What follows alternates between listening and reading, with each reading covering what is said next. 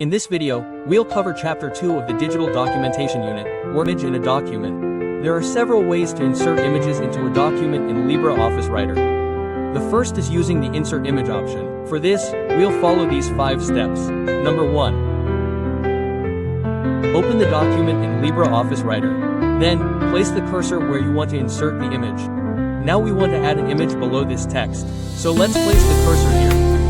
Then, click Insert from the menu bar and click the Image option. The Insert Image dialog box will open. Now, select the file containing the picture you want to insert and click the Open button. The image will be added to your document. Next is the Drag and Drop option. Using this, we can insert images into our documents in 4 steps. Step 1. Open the document in which you want to insert the image in LibreOffice Writer. Then, press E along with the Windows key and select the image file you want to insert. Then, drag and drop the image into your document wherever you want to insert it. The next method is the copy-paste method. Here, you simply copy the image you want to insert. Press Ctrl+C, place the cursor where you want to paste the image, and then press Ctrl+V when you insert an image into a document using these 3 methods. The image will be embedded in the document. This means a copy of the image will be saved in the document. If we need to add multiple copies of the same image to a document and insert them using these 3 methods, the document size will increase significantly. An alternative is to not embed the image but link it. This will store a reference to the image in the document, not a copy of the image. The actual image will be stored only once as a separate file, reducing the document size. Let me explain this to you one more time. Listen carefully. When we embed an image, a copy of it is saved in the document. Each time you embed it, the document will continue to store copies of it, increasing the document's size. The idea is to link the image within the document. Linking it will store a reference, not a copy. This means the entire image won't be stored, but only the reference, which indicates where it's stored. The document will only store the image's location on the computer, and the image will be stored as a separate file on the computer, preventing the document from increasing in size. When we open the document, it will find the reference and display the image wherever we've linked it. I hope you understand the concept of linking images. So, when you press Ctrl+Shift and drag and drop the image into the document, the image will be linked within the document. Keep in mind these keyboard shortcuts. Now we've inserted the image into the document. Now let's see how to modify this image. Whenever we insert an image into a document, the image toolbar automatically appears. If you want to keep it on screen, go to View from the menu bar, click Toolbars, and then click Image. The image toolbar will now always be displayed on the screen, right? The image toolbar offers a number of options. The first is Image Filters, which offers a total of 11 different filters that can be used to change the appearance of an image. We'll look at this in detail. We have the Image Mode option, which allows us to change the image's mode. For example, we can make the image grayscale or black and white. We can also display the image as a watermark in the document, right? The next option is Crop, which allows us to crop out undesirable parts of the image. Then the next option is Flip Horizontally, meaning 180 degrees on the horizontal axis. We can flip the image with this option. This will bring the top part of the image down, and the bottom part up, right? And in Vertical Flip, we can flip the image 180 degrees on the vertical axis, making the left right and the right left, right? Then, we have 3 options for rotating the image here. One lets us rotate the image 90 degrees to the left. The second lets us rotate it 90 degrees to the right. And the third, Rotate, lets you manually rotate the image at a particular angle, whatever angle you want. The next option is Transparency. With this, you can set the transparency of the image. By setting the transparency, you will be able to see through the image. If you make it 100% transparent, the background will be visible directly. The image will not be visible. And if you make it 80% transparent, the image will be visible only slightly. And 0% transparent means you won't be able to see the background behind the image because it's 0% transparent, right? Last is Color, which lets you modify the red, blue, and green colors of the image. For example, if you increase the red value, the image will become reddish. The same applies to blue and green. You can also set brightness, contrast, and gamma options. The main thing I was telling you about is to look at the 11 image filters that have already appeared in previous year board exams. The image filter option is available in the image toolbar. Click on it and you'll see these 11 filters. The first option is Invert, which allows you to invert the color value of the image. For example, the image is black and white, the background is white, the text is black. When we apply the Invert option, the white becomes black. The black becomes white, right? Next is Smooth. This option softens or smooths the image. making it appear slightly blurred, as you can see in the screenshot. The Sharpen tool increases the sharpness of the image, making the edges appear clearer and sharper. If your image is a little blurry, we can use the Sharpen tool to make it more clear and defined. Next is Remove Noise. This tool removes unwanted grain from the image. If you have small grains in your image, you can clear them with the Remove Noise tool. Next is Solarization. This creates dramatic changes in the image's colors, making some areas darker and others lighter. The Aging option allows us to give the image an old-fashioned look, and the Posterize option allows us to make the image resemble a painting. The Charcoal Sketch tool makes the image resemble a charcoal sketch. This means the photo begins to look like a drawing. The Relief tool adds a 3D texture or embossed effect to the image, creating shadows and highlights. The Mosaic tool groups the image's pixels into blocks, creating blocks or squares in the photo. Our next topic is resizing an image. In this topic, we'll learn how to resize an image, that is, make it smaller or larger. For this, we'll need to follow these 3 steps. Step 1. Click on the image you want to resize. After clicking, you'll see 8 resizing handles surrounding the image. Step 2. Place the pointer over one of these resizing handles, and the pointer will change shape, showing you the direction for resizing. Now, click and drag it in the desired direction. If you want to enlarge the image, drag in the direction of the arrow pointing outwards. If you want to make it smaller, drag in the opposite direction, i.e., inwards. Finally, when you reach the desired size, release the mouse button. Dragging the corner handles changes both the height and width of the image. However, the other handles resize the image in only one dimension. Next is deleting an image, which is the easiest task.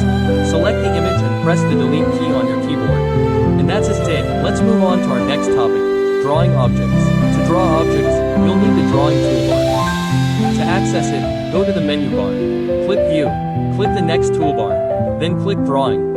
This will display the drawing toolbar in LibreOffice Writer. We now have several default drawing objects, allowing us to create designs in the document. To do this, first place the cursor in the document where you want to place the drawing object. That is, click where you want to set its anchor point. Then, select the tool from the drawing toolbar. Place the pointer where you want to create the object in the document, click and drag. This will create the drawing object. Then, release the mouse button to finish the drawing. However, the selected drawing function will still be active. If you selected a square, that function is still active.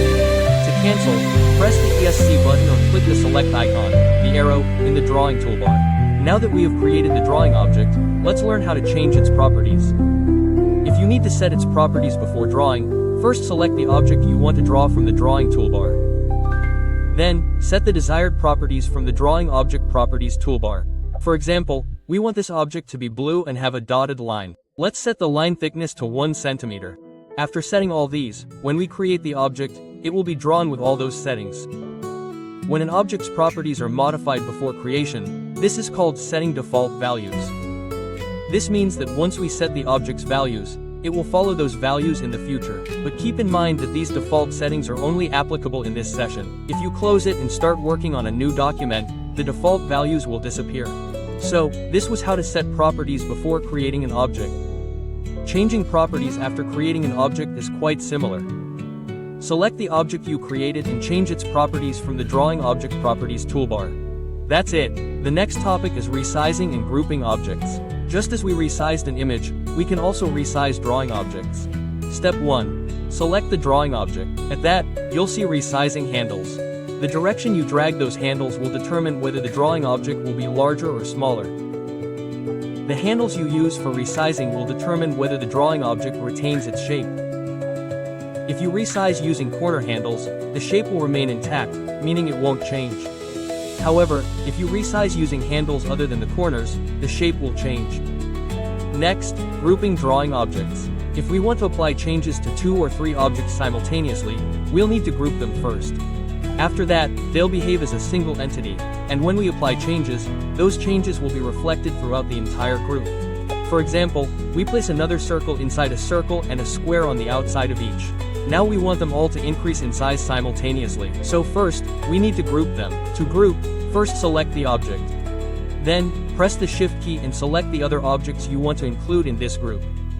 Once all are selected, select the Group tool from the Drawing Object Properties toolbar, or go to Format from the main menu and click Group. Then, click Group within it, and they will also be grouped. So, now when we increase their size, all of them will increase simultaneously. And when we change the color, all 3 will change simultaneously. To ungroup them, follow almost the same steps. Click Format from the main menu. Then, under the Group option, click Ungroup. You can also find this Ungroup option in the Drawing Objects Properties toolbar. The next topic is positioning images within the text. In this, we'll learn how to position the drawing objects we've created so far in relation to the text, other images, and other drawing objects in the document. Image positioning can be controlled using 4 settings: arrangement, anchoring, alignment, and text wrapping. These settings can be accessed 3 ways: from the Format menu, the Context menu, or the Drawing Object Properties toolbar. For now, let's look at how to make these settings from the Drawing Object Properties toolbar. The first is arrangement. The arrangement of these overlapping objects determines the position of the current drawing with respect to other drawings and text. That is, when we stack items one above another, which item will be on top and which below. We can set all this with the arrangement tool. It also has 4 options. Selecting Bring to Front will bring the selected item to the front. Selecting Forward 1 will bring the item forward 1 step. Suppose there are 3 drawing objects, and this circle is at the end. If we select Forward 1, it will move ahead of the drawing object. If we select Bring to Front, it will move directly to the front. Using the Back 1 option will move it down 1 level. Send to Back will move it to the last position. In Bring to Front, it was bringing it to the front all at once.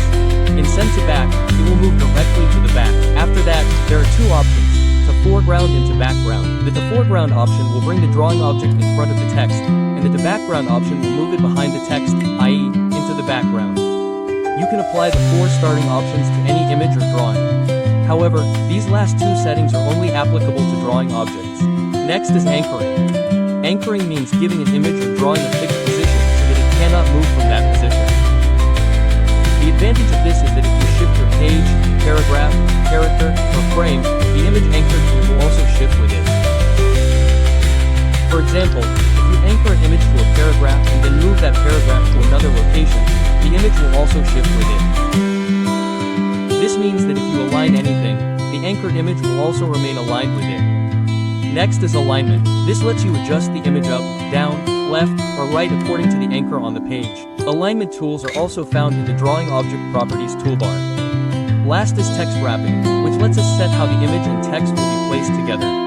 This can also be accessed from the Drawing Object Properties toolbar. For example, this is text and this is an image. Now, we can position the image we want to place with the text in several ways. The first is the Image Wrap option, which will place the text above and below the image. The second is Page Wrap. In this, the text will flow around the image. Then, with the Optimal Wrap option, LibreOffice will automatically place the image in an optimal place. Then there's the Before Wrap Left option, which will show the text before the image, i.e., on the left.